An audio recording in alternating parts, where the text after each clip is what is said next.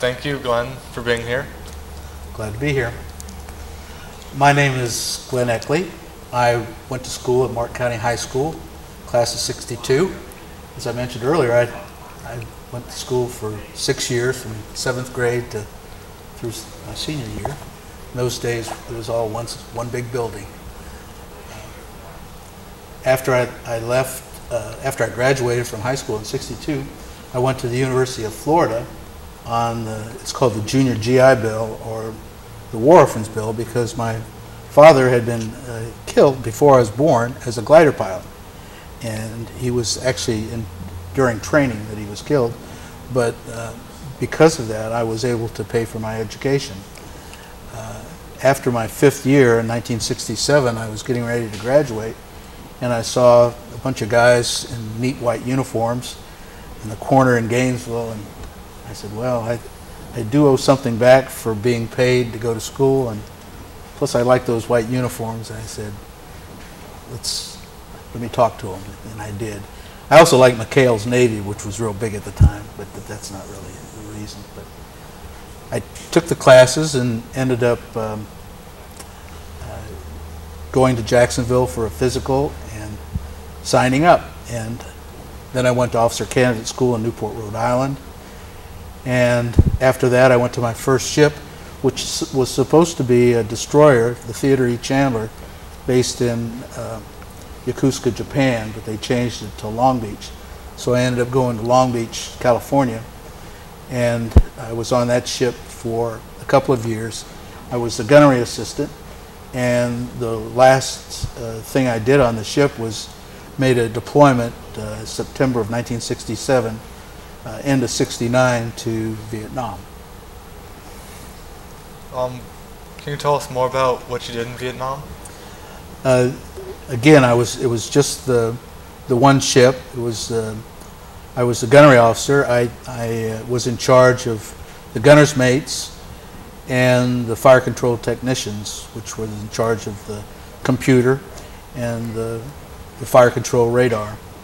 And that ship had 2 twin mounts, 5-inch 38s. They were, in other words, the diameter of the barrel was of the projectile itself was 5 inches. And we did a lot of following carriers and support in a lifeguard station for any accidents might happen in Yankee Station. But primarily we were gunships, and we fired missions between Da Nang, as far south as Da Nang, and as far north as the DMZ. And I shot about 5,000 rounds. Can you tell us more about these missions? For the most part, there were different types. We'd have direct fire missions where we could get in close and see, like getting close enough to see a cave, and we'd shoot those from the director. But the indirect missions, we'd give coordinates, and we'd shoot those from Combat Information Center, plus with our the computer, which was down in the bowels of the ship. It's a place called Plot. The computer was a Mark I Able. This is a World War II computer about the size of a large card table. It sounded like a washing machine when it was turned on. It was all gears and rods, but it was pretty accurate. And we would be given targets and shoot all night. Basically harassment and interdiction. They harassed us and interdicted them, hopefully. But we also had some direct call for fire, and this was generally by Marine spotters and small aircraft or helicopters. And one of the futilities in that particular time, this was again '67, '68, was having trouble with getting clearances to shoot. We had one mission, Victor Alpha was, this North Vietnamese Army. But anyway, he had 200 troops in the open, and by the time we got clearance to shoot in that particular area, he came back and said, you can shoot, but they're gone. So it was very frustrating in those cases. We did get a little bit of gun damage assessment. I had one mission in the DMZ. It was in middle of December, and the gun damage assessment was that we had 16 KIA killed in action, 2 machine guns, and 2 AK-47s, and a mortar. But normally we would not get any gun damage assessment. There was too many things going on, and especially in the DMZ, a lot of times they didn't want to go in there, I don't think. What was it like when you came back from Vietnam?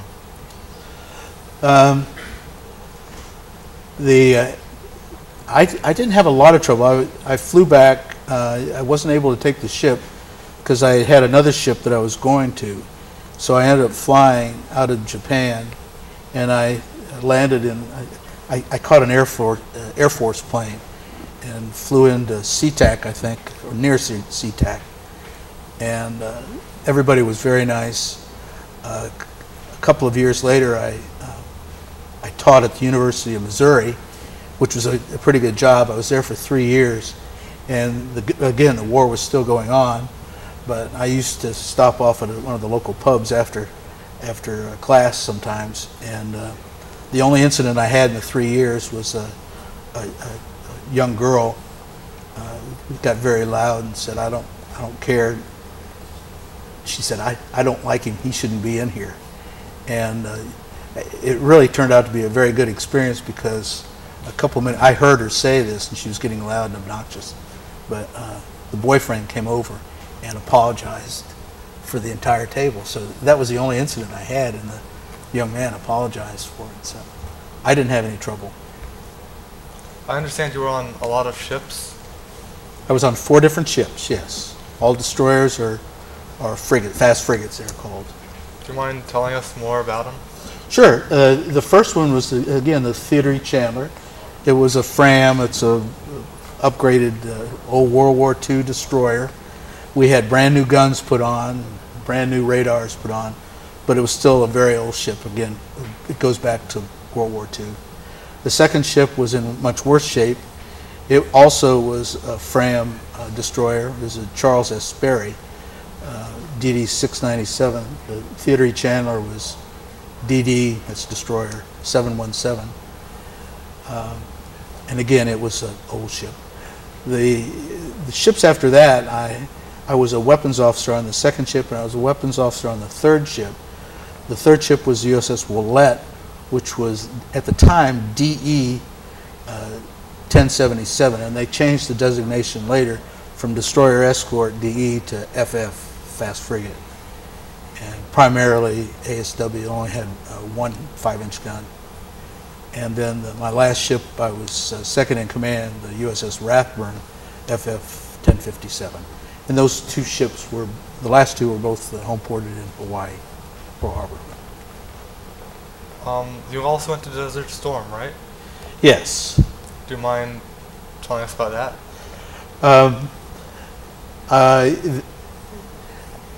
Well, to go back a little bit, I went to the National War College, and after leaving National War College, I was sent to Saudi Arabia. This is in 1985. And I was sent for 1 year to a place called Jeddah, which is also where Mecca is. But I was an advisor to the Royal Saudi Navy, plus my people that worked for me were advisors to the Army and the Air Force. But I volunteered for a second year.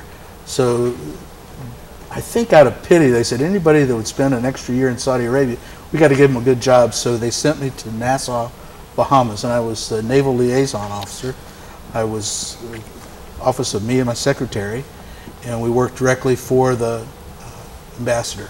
And I spent 4 years there.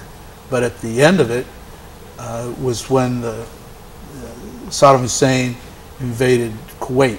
And so I knew there wasn't going to be too many ship visits to Nassau, and I checked with the ambassador and told him I wanted to volunteer to go. And generally when you volunteer like that, nothing happens. But within a matter of days, I was gone. And I spent the Desert Shield and Desert Storm in Manama, Bahrain. What did you have to do in the Persian Gulf? I was on a staff. I'm going to have to read. I can never remember where I worked, the U.S. Naval Logistics and Support Force. But I was a planner for staff. We provided everything from mail to bullets and beans to the Navy ships.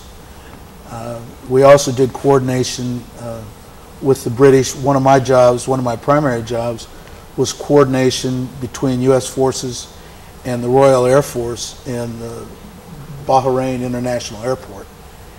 And at the time, they were flying Tornadoes and Jaguars. They call them Jaguars or something. But they were kind of, they're like our attack planes, they're fighter attack aircraft.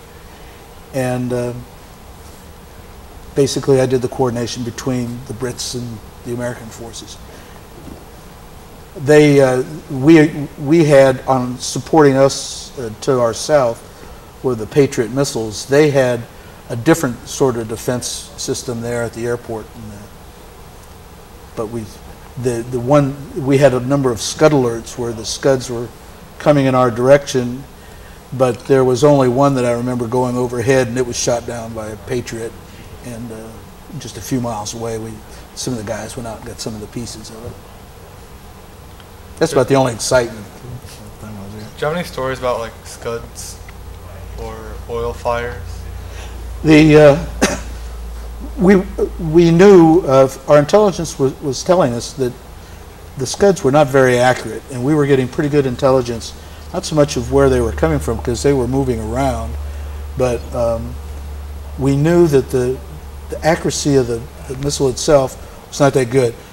The concern, of course, was whether they had any nerve gas or possibly something else on the warheads. As it turns out, they never did, but we weren't sure about that. Our intelligence didn't tell us that. In the command center that I worked in, it was like a bunker, and we would have 12-hour shifts in there. But whenever a Scud went off anywhere in Iraq or Kuwait, wherever it was fired, immediately we knew the coordinates and the direction that the Scud was going. So we were able to, or the people that were tracking it from, this obviously was from satellites, but there was a heads up would be given to the Israelis or wherever the missile was going. So we knew pretty much, had a rough idea where it was going. The one bad one was that we had the most well-known hit was a shot where I believe it was the Ohio National Guard got hit in Dhahran, and I remember I was outside when it happened. I heard it and found out later that a large number of the soldiers had died. That's about it.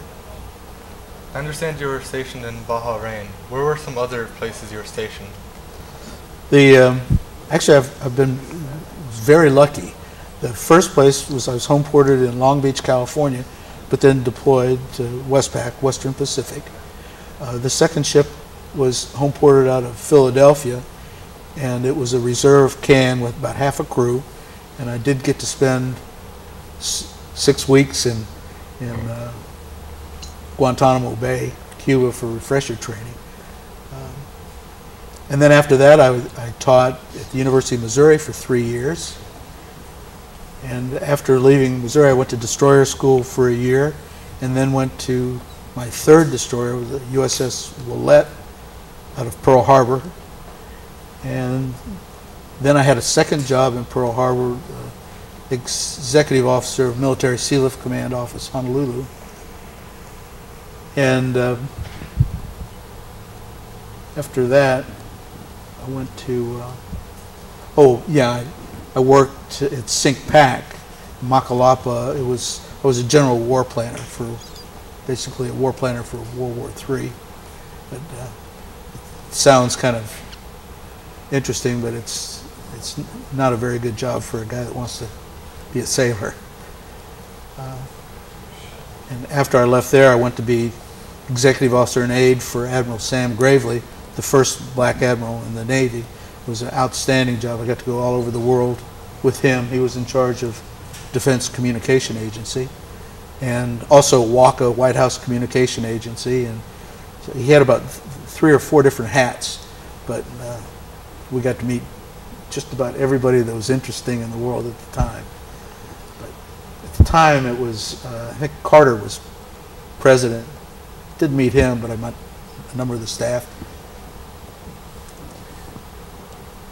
But after that, I went to XO school, and I was XO of the USS Rathburne, which is 1057. And that also was home ported in Pearl Harbor. And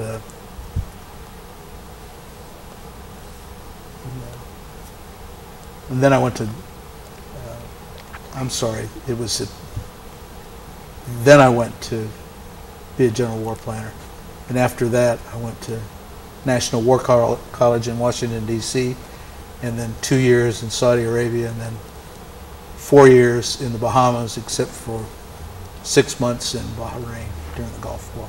I came back after the Gulf War and decided that I couldn't get a better job, so it's time that 24 years is enough. And so shortly after I got back, I retired. That was in September 91. What would you do on the ships for fun? Surprisingly enough, there wasn't much to do that was fun.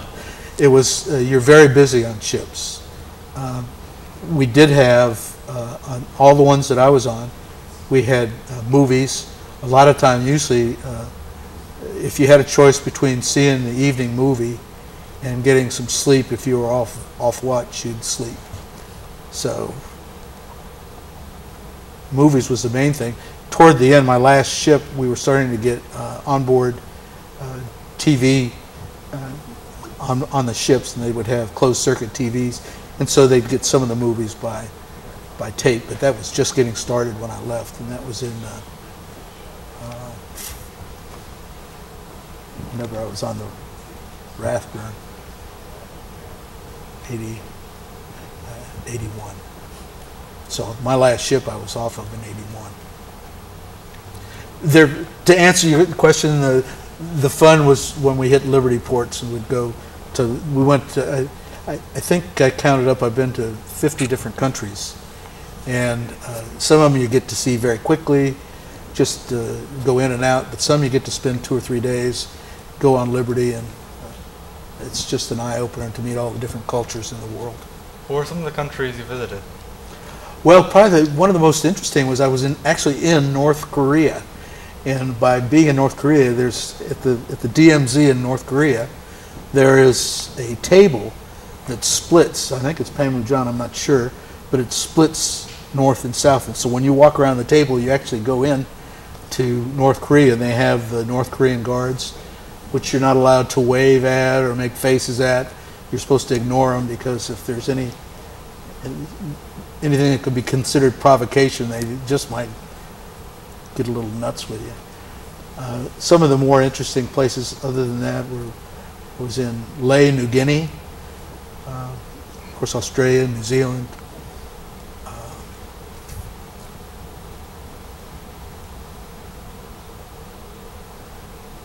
Port Vila. Like I said, it's about 50 different countries, but Hong Kong was always one of my favorite places to go. Kaohsiung, Taiwan, Taipei.